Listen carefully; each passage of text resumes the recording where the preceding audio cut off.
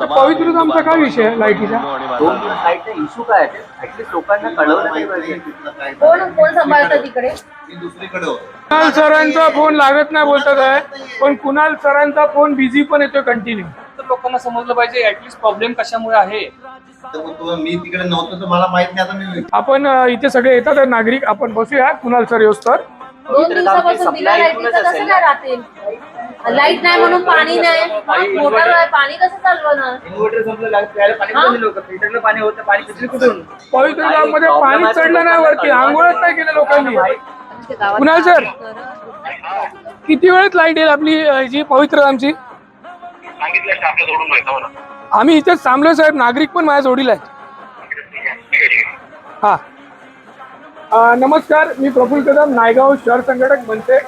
माझ्यासोबत माझे सर्व टीम सहकारी आहेत. आज इकडे MSEB टिवरी ऑफिसमध्ये येण्याचं कारण असं आहे की पवित्र धाममध्ये 5 जुलैला रात्रीपासून लाईट नव्हती. हे सगळे तिकडचे नागरिक आहेत, हे इकडे येऊन फेऱ्या मारतात, पण ह्यांना कोणी उत्तर देत नव्हतं.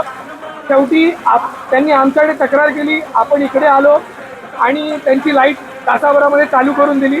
काय नमस्कार, मी निलकंठ नाईक बोलतोय पवित्र धामवरून. आमचा लाईट आलंच नाही होतं. आता मनसे साहेब आले, त्याच्यासाठी लाईट आलं 1 तासामध्ये.